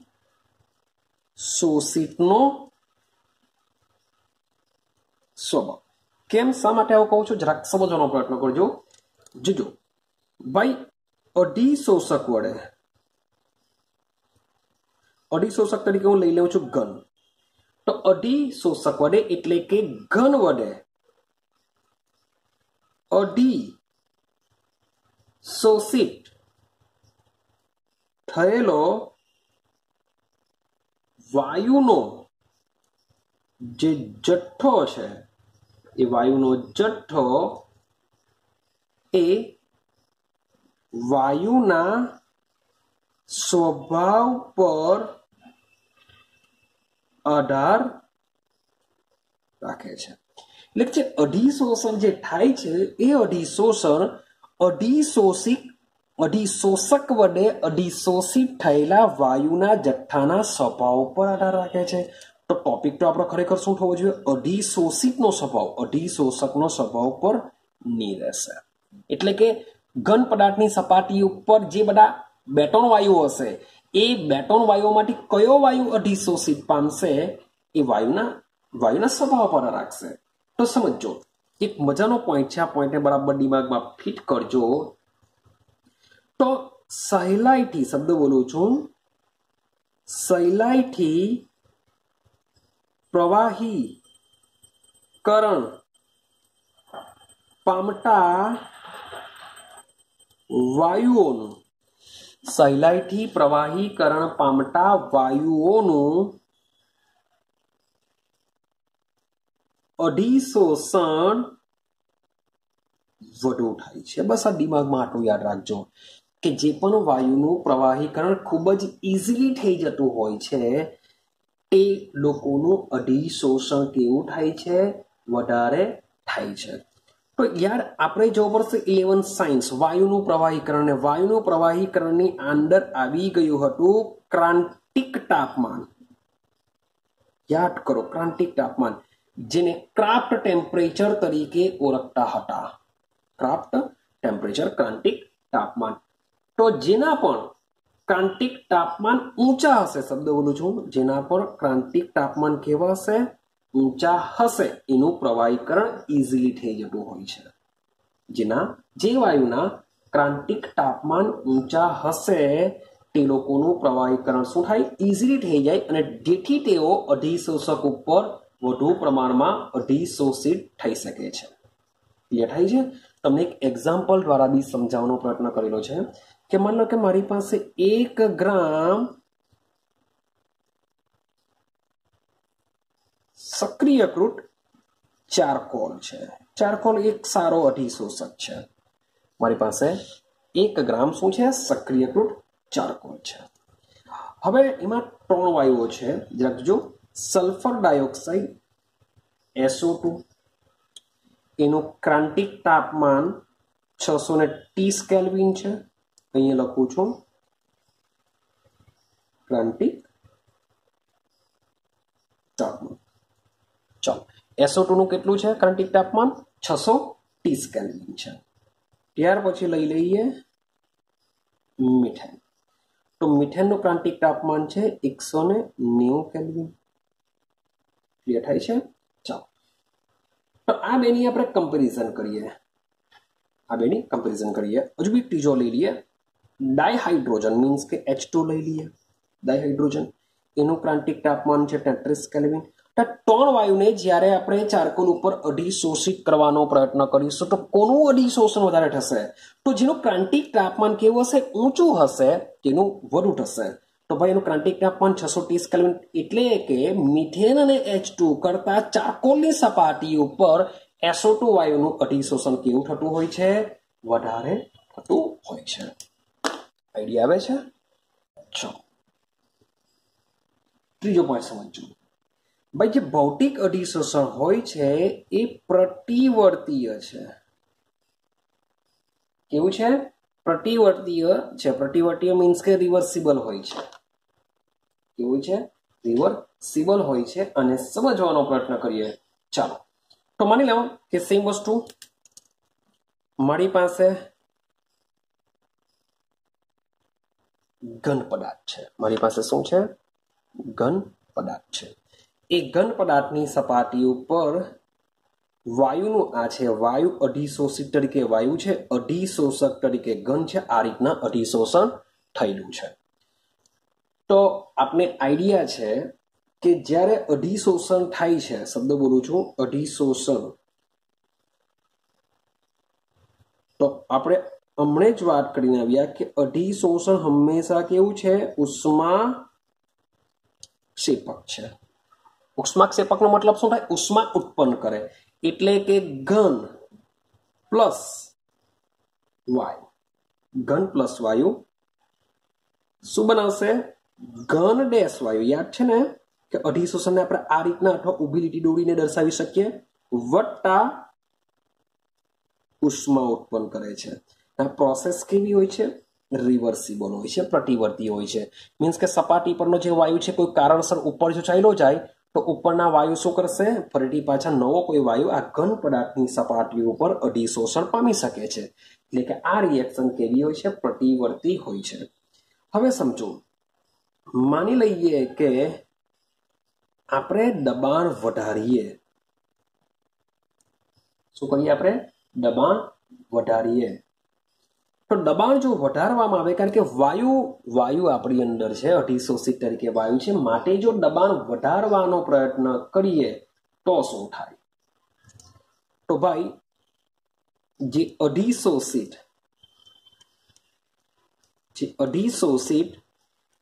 વાયુ છે એ વાયુનું બોલો અધિશોષણ શું થઈ જશે? વધી જશે. કારણ કે આપણે જો દબાણ આપીશું તો એ જે વાયુ છે, વાયુ શું કરશે? આની સપાટી ઉપર વધુ અધિશોષણ પામશે. કેમ? કારણ કે જે વાયુ છે, વાયુના કદમાં શું થાય? ઘટાડો. કેવી રીતે ઘટાડો થાય? માની લો કે મારી પાસે એક આખું પાત્ર છે. મારી પાસે શું છે? પાત્ર છે. આ પાત્રમાં મેં વાયુ ભરેલો છે. માની લો કે અહીંયા મેં ચારકોલ લીધેલો છે. તો આ ચારકોલની સપાટી ઉપર જેટલો બી વાયુ હશે તેમાંથી આ ચારકોલની જેટલી કેપેસિટી હશે એમાંનો આ વાયુ અધિશોષિત થઈ ગયો હશે. હવે આ પાત્રનો જો દબાણ આપું, પાત્ર પર જો દબાણ આપું તો આ જે વાયુ છે, પાત્ર મીન્સ કે નાનું થાય, તો વાયુનું કદ પણ જે પેલા આટલામાં રખડતો હતો હવે એનું કદ બી શું થશે? ઘટી જશે. માટે અહીંયા લખવામાં આવે છે વાયુના કદમાં શું થશે? ઘટાડો થશે. વાયુના કદમાં ઘટાડો થાય એટલે કે આની ઉપર અધિશોષણની માત્રા એની કેવી થઈ જશે? વધી જશે. સેમ વસ્તુ આના કરતા ઉલટું વિચારીએ. માની લઈએ કે દબાણ ઘટાડીએ તો અધિશોષણ શું થઈ જશે? ઘટી જશે. ક્લિયર થાય છે? બીજી એક વસ્તુ, આ જ વસ્તુ સેમ તાપમાનના સંદર્ભમાં બી તમે સમજાવી શકો છો, કારણ કે ઉષ્માક્ષેપક છે. તો તાપમાન જો તમે વધારો, તાપમાન તમે વધારો એટલે કે અહીંયા ઉષ્મા મળવાની. અહીંયા જો ઉષ્મા મળે તો પ્રક્રિયા ક્યાં જશે? પ્રતિગામી દિશામાં જશે. પ્રતિગામી દિશામાં જશે એટલે કે આ જે અધિશોષણ થયેલું છે એની માત્રામાં શું થશે? ઘટે. તાપમાન વધારો તો યાદ રાખજો અધિશોષણની માત્રા કેવી થાય? ઘટે. માટે જ કહેવામાં આવ્યું છે કે જે ભૌતિક અધિશોષણ છે એ કેવા તાપમાને થાય છે? નીચા તાપમાને થાય છે. નીચા તાપમાને અધિશોષણ થશે અને તાપમાન વધારતા અધિશોષણની માત્રામાં શું થશે? ઘટાડો થશે. માટે આ પ્રોસેસ કેવી હોય છે? રિવર્સિબલ હોય છે. યાદ રાખજો. ચાલો, ચોથો પોઈન્ટ છે, લઈએ આપણે અધિશોષકની સપાટીનું ક્ષેત્રફળ. અધિશોષકની સપાટીનું ક્ષેત્રફળ. ચલો, આ જે પોઈન્ટ છે એ પોઈન્ટ આપણે ઓલરેડી આગળ ડિસ્કશન કરીને આવેલા છે કે તમે ઘન પદાર્થનો એક મોટો ટુકડો લેવો. શું લેવો છો? ઘન પદાર્થનો મોટો ટુકડો.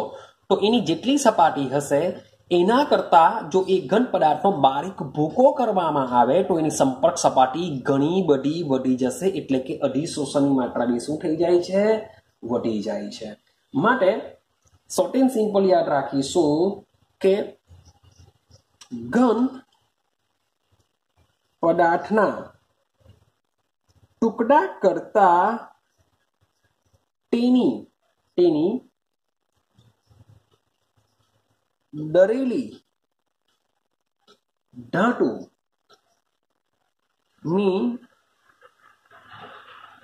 સંપર્ક સપાટી વધી જાય છે. માટે અધિશોષણ કેવું થવાનું? 100% વધારે થવાનું. બીજું કે તમે જે બી ઘન પદાર્થ હશે એ ઘન પદાર્થની સપાટી જેટલી છિદ્રાળુ હશે તેટલું વધુ અધિશોષણ. તો તમે જે ઘન પદાર્થ તરીકે લેવો છો, મે બી કોઈ ધાતુ લેવો, તો એ ધાતુની પણ સપાટી છિદ્રાળુ હોવી જોઈએ, એટલું વધુ અધિશોષણ થશે. અને ટુકડા કરતા જો બારીક ભૂકો કરેલો જો હશે તો પણ અધિશોષણની માત્રા વધી જશે. ક્લિયર છે? અને બીજો એક લાસ્ટ પોઈન્ટ છે અધિશોષણ એન્થાલ્પી. તો ભાઈ મેં તમને વાત કરેલી છે, હવે વાત કરીએ અધિશોષણ એન્થાલ્પી, કારણ કે ભૌતિક અને રાસાયણિક બંનેમાં અલગ અલગ કામ કરતું હોય છે.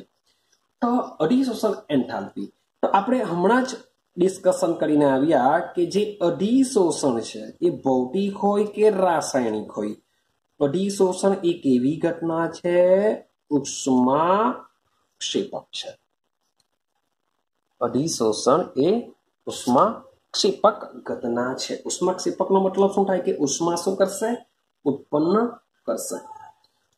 પણ આપણે વાત કરીએ છીએ ભૌતિક અધિશોષણની. તો ભૌતિક અધિશોષણની જે એન્થાલ્પી હોય છે એ યાદ રાખવાનું છે. એની એન્થાલ્પી કેવી હોય છે? ઘણી ઓછી હોય છે. અને આંકડા સહિત યાદ રાખવાનું છે. 20 થી 40 કિલો જૂલ પ્રતિ મોલ જેટલી ઉષ્મા હોય છે. આંકડો બી યાદ રાખવાનો છે, કારણ કે એ બી એમસીક્યુમાં નીકળી શકે કે ભૌતિક અધિશોષણની એન્થાલ્પી કેવી હોય છે? 20 થી 40 કિલો જૂલ પ્રતિ મોલ જેટલી ઓછી હોય છે. તો કેમ આટલી ઓછી? તો ભાઈ રીઝન એક જ છે. કેમ? કારણ કે બંધ કયો રચાય છે? વાન ડર વાલ્સ આકર્ષણ બળ કામ કરે છે. અને આ વાન ડર વાલ્સ આકર્ષણ બળ કહેવામાં આવે છે કે કોઈ પણ પ્રકારના બંધ કરતા સૌથી નિર્બળમાં નિર્બળ બંધ છે. માટે એની એન્થાલ્પી કેવી હોય છે? ઓછી. મીન્સ કે તમે ઘન પદાર્થ પર એકવાર વાયુનું અધિશોષણ થઈ ગયું હોય, તમે માત્ર એકદમ ઓછી એનર્જી આપો તો પણ વાયુનું શું થઈ જશે? અપશોષણ થઈ જશે. એટલે કે ઘન પદાર્થની સપાટીને છોડીને શું કરશે? ફરીથી પાછો વાયુમાં ચાલ્યો જશે. એટલે કે તેની જે અધિશોષણ એન્થાલ્પી છે, આપણે કેમ પેલું બંધ એન્થાલ્પી કહીએ, એટલે કે બંધને તોડવા માટેની ઉર્જા. સેમ અધિશોષણ એન્થાલ્પી એટલે કે કઈ? કે મારી પાસે માન લો કે ઘન પદાર્થ છે, એના પર અધિશોષણ વાયુનું થયેલું છે, તો એને મારે હવે અપશોષણમાં રૂપાંતર કરવું છે. તો એના માટેની ઉર્જા કેવી હોય છે? ખૂબ જ ઓછી હોય છે. કેમ? ભાઈ વાન ડર વાલ્સ આકર્ષણ બળથી તેઓ જોડાયેલા હોય છે. આઈડિયા આવે છે? ચાલો, તો આ 5 પોઈન્ટ તમારા ભૌતિક અધિશોષણના છે. સેમ હવે આપણે બીજો પોઈન્ટ જોજો, રાસાયણિક અધિશોષણની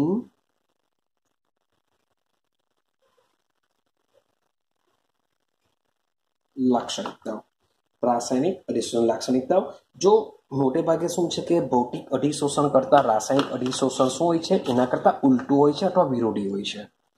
તો હું બહુ ડિટેલમાં વાત નહીં કરા, કારણ કે ભૌતિક અધિશોષણમાં મેં વાત કરી છે તેના કરતા ઉલટું બધું આમાં આવશે. તો સૌથી પહેલો પોઈન્ટ વાત કરીએ ઊંચી વિશેષતા.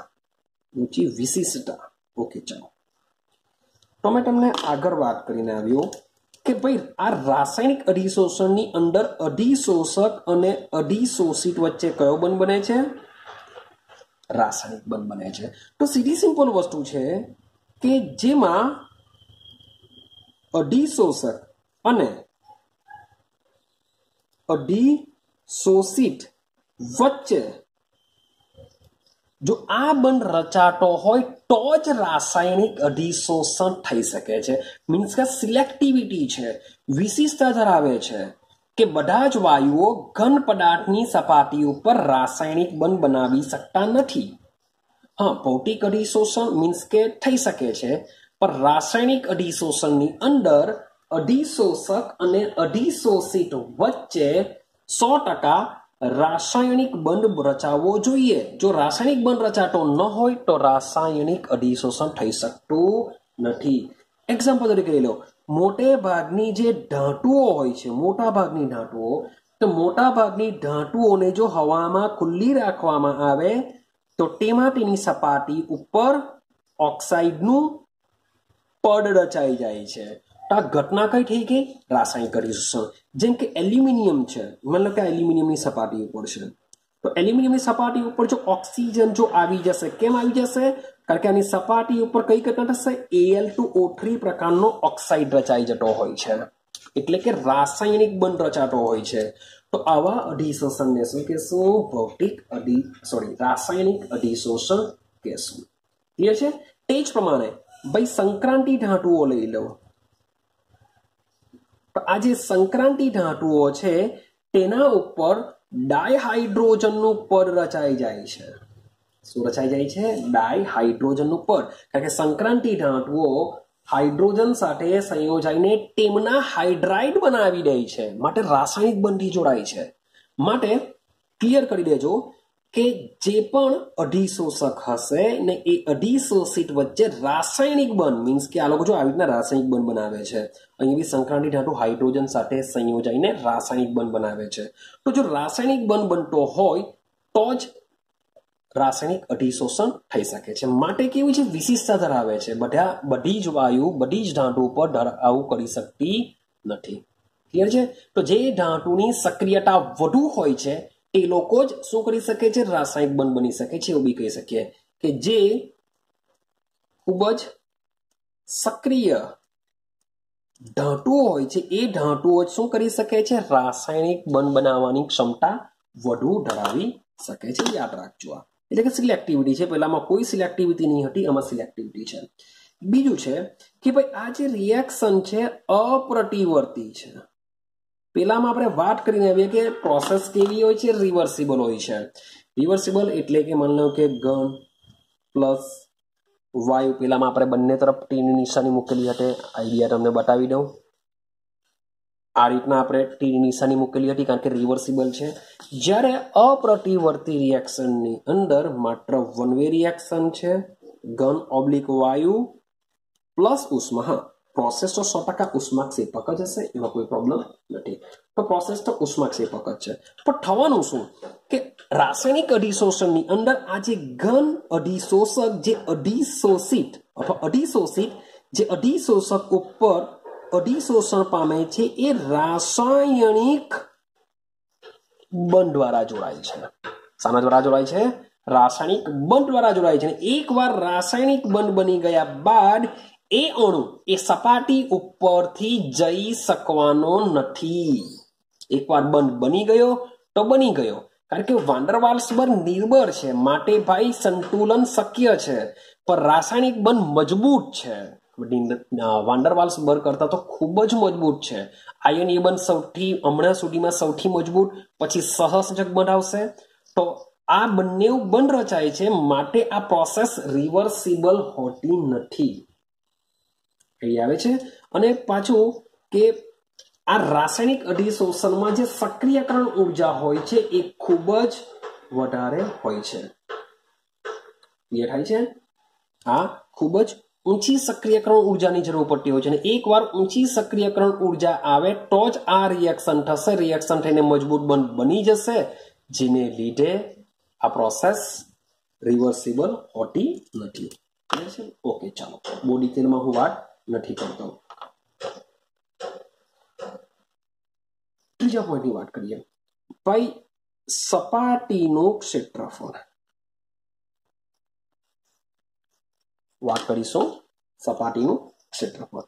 તો ભાઈ સપાટીનું ક્ષેત્રફળ બંનેમાં એકચ્યુઅલી સેમ કામ કરે. ભાઈ તમે અધિશોષક સપાટી એટલે કે માની લો કે મારી પાસે અધિશોષક છે, તો અધિશોષકની સંપર્ક સપાટી, શબ્દ બોલું છું, સંપર્ક સપાટી જેટલી વધુ હશે એટલું જ તમારું અધિશોષણ કેવું થવાનું?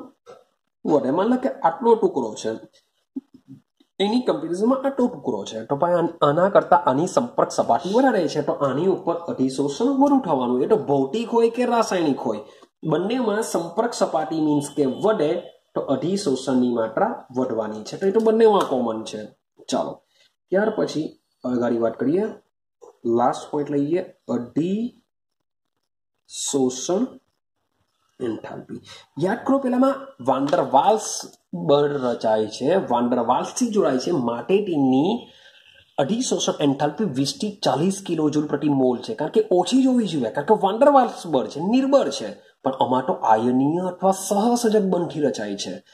આયનીય અથવા સહસંયોજક બંધથી જોડાતો હોવાને લીધે એકવાર અઢી શોષણ થઈ ગયા બાદ તેનું જો મારે અપશોષણ કરાવવું હશે તો સીધી સિમ્પલ વસ્તુ છે કે અઢી શોષણ એન્થાલ્પી કેવી જરૂર પડશે? ઊંચી જરૂર પડશે. હા કે ના?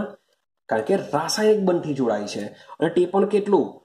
80 થી 240 કિલો જૂલ પ્રતિ મોલ જેટલી વેલ્યુની જરૂર પડતી હોય છે. તો આટલી ઊંચી અઢી શોષણ એન્થાલ્પીની જરૂર પડતી હોય છે. તો આ બધા પોઈન્ટ તમારે યાદ રાખવાના છે. ક્લિયર છે? તો આ બધા પોઈન્ટ જો મીન્સ કે યાદ રાખવા જ પડશે, કારણ કે હવે જોવાના આપણે તફાવત કે ભૌતિક અધિશોષણ અને રાસાયણિક અધિશોષણ વચ્ચેનો તફાવત શું છે અને તફાવત શું છે. મોસ્ટ આઈએમપી તમને એક્ઝામમાં મોટે ભાગે તમને જોવા મળતો હોય છે, માટે લખું છું આઈએમપી થિયરી. કરજો, કોઈ બી હિસાબે કરજો આને. તો પૂછાય છે ભૌતિક અધિશોષણ, ઇંગ્લિશમાં એની ફિઝિક્સ ઓપ્શન કહેશું, એ બી યાદ રાખવાનું છે. આ બાજુ લઈ લઈએ આપણે રાસાયણિક અધિશોષણ. ક્લિયર છે? તો મીન્સ કે 3 માર્ક્સમાં જો પૂછાય તો તમારે 6 પોઈન્ટ કમ્પલસરી લખવાના હોય છે. 3 માર્ક્સમાં પૂછાય તો 6 પોઈન્ટ, 2 માર્ક્સમાં પૂછાય તો 4 પોઈન્ટ તમારે લખવા પડશે. 4 પોઈન્ટ એટલે 1 2 3 4 એવી રીતે નહીં હશે, એક જ તરફના 4 પોઈન્ટ આવવા જોઈએ તો તમને 2 માર્ક્સ મળશે. એટલે 3 માર્ક્સમાં પૂછાય તો એક જ તરફ તમારા 6 પોઈન્ટ આવવા જોઈએ. યાદ રાખજો, નહીં કે પછી ગણશે સર મેં 1 2 3 4 તો લખેલા છે, એ 4 પોઈન્ટ નથી ગણવાના. તમારે એક જ લાઈનમાં 4 પોઈન્ટ આવવા જોઈએ ને ઇઝી છે, ગોઠાર નથી મારવાની. ચલો તો સમજતા જજો. પહેલા પોઈન્ટ મીન્સ કે લખીએ છે આ રીતના છે. પહેલો પોઈન્ટ તો ભૌતિક અધિશોષણ. પહેલો પોઈન્ટ શું યાદ રાખવાનું છે કે તે વાન ડર વાલ્સ બળને લીધે જોવા મળે છે. અથવા બીજું શું લખી શકો કે ભાઈ તેમાં વાન ડર વાલ્સ બંધ જોવા મળે છે, તે બી લખી શકો. વાન ડર વાલ્સ બંધને લીધે જોવા મળે છે અથવા તેમાં વાન ડર વાલ્સ બળ જોવા મળે છે. તો આની સામે શું લખવાના? આની ઓપોઝિટ શું હશે? આ જો વાન ડર વાલ્સ બળ હોય તો આમાં રાસાયણિક બળ, કે તે રાસાયણિક બંધને લીધે જોવા મળે છે. હવે એવું નહીં કદાચ સર જોવા મળે છે અહીંયા છે તો અહીંયા બી એવું જોવા મળે છે. ભાઈ એક પોઈન્ટ છે, તફાવતનો મતલબ એવો થાય કે બંને એકબીજાના ઓપોઝિટ હોવા જોઈએ. સેમ સેન્ટેન્સ તમે લખી શકતા નથી. નહીં કે લખશે તે વાન ડર વાલ્સ બળને લીધે જોવા મળે છે, તેમાં વાન ડર વાલ્સ બળ જોવા મળતું નથી. આમાં લખશે તે રાસાયણિક બંને લીધે જોવા મળે છે, આમાં રાસાયણિક બંધ જોવા મળતું નથી. આવી રીતના 2 પોઈન્ટ બનાવી દેશે. સર મેં 4 પોઈન્ટ લખેલા, તો ભાઈ એક ખોટું કહેવાશે. આ બંને એકબીજાની ઓપોઝિટમાં છે, માટે આવું કંઈક દિમાગ લગાડવાની જતા કે વાન ડર વાલ્સ બળને લીધે જોવા મળે, આમાં વાન ડર વાલ્સ બળ જોવા નહીં મળે, આમાં રાસાયણિક બંધ જોવા નહીં મળે, આમાં રાસાયણિક બંધ જોવા મળે. સર મારા તો 2 પોઈન્ટ થઈ ગયા, 1 માર્ક્સ મળી જાય, તો ભાઈ આના માર્ક્સ નહીં મળે. ક્લિયર? તો આ જ રીતના પોઈન્ટ આવો જોઈએ. ચાલો બીજો પોઈન્ટ, તે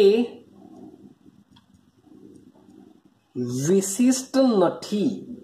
આટલું લખીશું, તે વિશિષ્ટ નથી, તે વિશિષ્ટ છે. તે શું છે? વિશિષ્ટ છે. કેમ વિશિષ્ટ નથી? તો ભાઈ આમાં વાન ડર વાલ્સ બળ, કોઈ પણ ઘન પર કોઈ પણ વાયુનું અધિશોષણ થઈ શકે. ત્યારે આમાં તો શું છે કે ભાઈ રાસાયણિક બંધ રચાતો હોય તો જ અધિશોષણ થશે, માટે વિશિષ્ટ છે. ક્લિયર છે? તો આપણે તે વિશિષ્ટ નથી, તે વિશિષ્ટ છે. બસ ધ્યાન, આટલું યાદ રાખીશું. ચાલો આગળ જઈએ. ભાઈ તે સ્વભાવ લખી દઈએ. તે સ્વભાવે કેવો હોય છે? પ્રતિવર્તીય છે. હમણાં જોઈને આવીએ પણ તે સ્વભાવે પ્રતિવર્તીય છે. આમાં શું લખીશું? તે સ્વભાવે પ્રતિવર્તીય નથી. ક્લિયર છે? તો ત્રીજો પોઈન્ટ બી તમારો ઈઝી છે. ચોથો પોઈન્ટ બરાબર સમજો. હવે જરાક જોજો, અહીંયા એવું લખે તે વાયુના સ્વભાવ ઉપર આધાર રાખે છે, તો અહીંયા પણ તમારે લખવું પડશે વાયુના સ્વભાવ ઉપર આધાર રાખે છે. તો એના કરતા હું લખું છું સહેલાઈથી પ્રવાહીકરણ પામતા વાયુનું અધિશોષણ વધુ થાય છે. સહેલાઈથી પ્રવાહીકરણ પામતા વાયુઓનું અધિશોષણ વધુ થાય છે. ક્લિયર છે? તો અહીંયા શું લખીશું? કારણ કે બંને જ વાયુના સ્વભાવ ઉપર આધાર રાખે છે. ક્લિયર? તો અહીં જે વાયુ રાસાયણિક બંધથી જોડાઈ શકે છે તેનું વધુ અધિશોષણ થાય છે.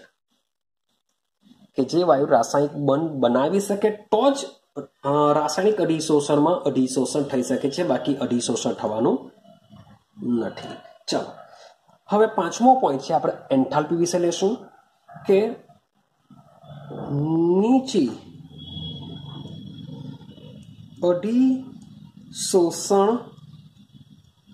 એન્થાલ્પી 20 થી 40 કિલોજૂલ પ્રતિ મોલ જેટલી હોય છે. નીચી અધિશોષણ એન્થાલ્પી 20 થી 40 કિલોજૂલ પ્રતિ મોલ જેટલી હોય છે. જ્યારે આમાં લખીશું ઊંચી અધિશોષણ એન્થાલ્પી કેટલી? ચાલો 20 40 4 દુ 8 એટલે કે 80 2 4 0 240. તો આ રીતના બી બનાવી શકો છો. 20 થી 40 યાદ રાખો, 4 દુ 8 એટલે 80 2 4 0 240. તો 80 થી 240 કિલો જૂલ પ્રતિ મોલ જેટલી હોય છે. ચલો, તો આ રીતે તમારો પાંચમો પોઈન્ટ મીન્સ કે સિમ્પલ છે, યાદ રહી જશે. વિચાર કરીએ છઠ્ઠો પોઈન્ટ. છઠ્ઠો પોઈન્ટ શું છે ભાઈ? નીચા તાપમાને આ અધિશોષણ થાય છે. એ આપણે વાત કરીને આવ્યા કે આ અધિશોષણ ક્યારે થશે? નીચા તાપમાને થાય છે. અને બીજું વસ્તુ, અને તાપમાન વધારતા અધિશોષણ શબ્દ બોલું છું ઘટે છે. તો અહીંયા શું લખીશું? એ નીચા તાપમાન અહીંયા લખીશું ઊંચા તાપમાને આ અધિશોષણ થાય છે અને તાપમાન વધારતા અધિશોષણ વધે છે. તાપમાનના વધારા સાથે અધિશોષણ શું થશે? વધે છે. ક્લિયર થાય છે? તો આ થઈ ગયો તમારો છઠ્ઠો પોઈન્ટ. ચાલો, તો મીન્સ કે 3 માર્ક્સની અંદર તમારે આ રીતના 6 પોઈન્ટ લખવાના હોય છે, પણ મે બી 4 માર્ક્સમાં 8 પોઈન્ટ લખવા પડશે. તો 7મો પોઈન્ટ જો. ચાલો, નીચી અથવા તો ચોક્કસ સક્રિયકરણ ઊર્જાની જરૂર પડતી નથી. નીચી અથવા ચોક્કસ સક્રિયકરણ ઊર્જાની જરૂર પડતી નથી. આમાં લખીશું કેટલીક વખત ઊંચી સક્રિયકરણ ઊર્જાની જરૂર પડે છે. આમાં નીચી જરૂર પડે મીન્સ કે નીચી અથવા તો ચોક્કસ સક્રિયકરણ ઊર્જાની જરૂર પડતી નથી. આમાં લખીશું ચોક્કસ સક્રિયકરણ ઊર્જાની જરૂર પડતી નથી, પણ આમાં શું લખીશું? ઊંચી સક્રિયકરણ ઊર્જાની જરૂર પડે છે. માટે નીચી સક્રિયકરણ ઊર્જાની જરૂર પડે તો આમાં લખીશું ઊંચી સક્રિયકરણ ઊર્જાની જરૂર પડે. આઈડિયા આવે છે? આ ચોક્કસ નહીં લખવું એટલે નીચી સક્રિયકરણ ઉર્જાની જરૂર પડે છે અથવા તો મે બી કોઈમાં જરૂર નથી પડતી. શબ્દ બોલું છું, જરૂર નથી કે ભાઈ સક્રિયકરણ ઉર્જાની જરૂર પડશે જ, પણ તમારે લખવું હોય તો નીચી સક્રિયકરણ ઉર્જાની જરૂર પડે છે તો આમાં લખીશું ઊંચી સક્રિયકરણ ઉર્જાની જરૂર પડે, અથવા જરૂર ન પણ પડી શકે, આમાં તો જરૂર પડશે જ. માટે આ રીતનો તમારો પોઈન્ટ બનશે. ક્લિયર છે? ચાલો, હવે મેં તમને સપાટીની વાત કરી કે બંનેની અંદર એક વસ્તુ સેમ કામ કરે છે કે બંનેની જો સંપર્ક સપાટી અધિશોષકની અંદર ભલે ભૌતિક હોય કે રાસાયણિક હોય, બંનેની જો સંપર્ક સપાટી વધારવામાં આવે તો બંનેમાં જ અધિશોષણની માત્રા વધે છે. માટે આ જે પોઈન્ટ છે એ પોઈન્ટ તફાવત તરીકે આપણે લઈ શકવાના નથી. યાદ રાખજો, બંનેને આપણે તફાવત તરીકે લઈ શકતા નથી. રેડી છે? તો એને આપણે તફાવતની કરીશું. હવે આગળ જો, હવે આમાં યાદ રાખીશું કે આ અધિશોષણ બહુ આણ્વીય સ્તરમાં રચાય છે. આ અધિશોષણ બહુ આણ્વીય સ્તરમાં રચાય છે. જ્યારે આ લખીશું કે આ અધિશોષણ એક આણ્વીય સ્તરમાં રચાય છે. કહેવાનો મતલબ શું છે? માની લો કે મારી પાસે આ એક અધિશોષક છે, સેમ અહીંયા બી આવો એક અધિશોષક લે. અહીંયા કોઈ વાયુ છે તો વાયુ આ રીતના શું કરશે? વાન ડર વાલ્સ આકર્ષણ બળ દ્વારા જોડાય. એના ઉપર બીજા પણ મોલેક્યુલ આવી શકે છે, કારણ કે એક પર વાન ડર વાલ્સ આકર્ષણ બળ દ્વારા જોડાશે, એની ઉપર બીજા બી મોલેક્યુલ આવી શકે વાન ડર વાલ્સ આકર્ષણ બળ દ્વારા જોડાય, કારણ કે બે પરમાણુ વચ્ચે બી શું રચી શકાય? વાન ડર વાલ્સ આકર્ષણ બળ. હવે આમાં શું થવાનું? રાસાયણિક અધિશોષણમાં તમારી જે અધિશોષક છે એ અધિશોષિત વચ્ચે શું કરશે? રાસાયણિક બંધ દ્વારા જોડાશે. તો એનો ઉપરનો જે મોલેક્યુલ આવશે એ આ સપાટી ઉપર કોઈ પ્રકારનો બંધ રચી નહીં શકશે. માટે યાદ રાખીશું કે જે ભૌતિક અધિશોષણ છે એ બહુ આણ્વીય સ્તર રચાય છે, એક ઉપર એક સ્તર રચી શકે છે, જ્યારે આમાં એની સપાટીની આજુબાજુ એક જ આણ્વીય સ્તર રચાય છે. ક્લિયર થાય છે? તો આ રીતના 8 પોઈન્ટ છે. મે બી 4 માર્ક્સમાં બી મીન્સ કે નીકળે તો પણ તમે ઇઝીલી આ રીતના 8 પોઈન્ટ લખી શકો છો ને બહુ સિમ્પલ છે, ખાલી મેમરાઇઝ કરવાના છે. તો અમને સુધીનું જે ચેપ્ટર ચાલેલું છે મારા તરફથી મીન્સ કે આ જે પોઈન્ટ છે, આ જે ક્વેશ્ચન છે તમારો મોસ્ટ આઈએમપી છે. આ તફાવત તમારે કોઈ બી હિસાબે કરવો પડશે. ક્લિયર છે? તો બસ આજના વિડીયોમાં આટલી સુધી આપણે રાખીએ છીએ. બહુ મજાનું સમજેલા છે. જેટલું ચાલે છે એટલું કમ્પ્લીટ કરતા જજો, જેથી તમારા નેક્સ્ટ વિડીયો તમને સમજવામાં મજા પડશે. રેડી છે? તો મળીશું આપણે હવે નેક્સ્ટ વિડીયોની અંદર, કારણ કે નેક્સ્ટ વિડીયોમાં પણ મજાની થિયરી આપણે સમજવાની છે, જે પણ તમારે કમ્પ્લીટ કરવી પડશે. તો વેઇટ એન્ડ વોચ કરો નેક્સ્ટ વિડીયોની અંદર.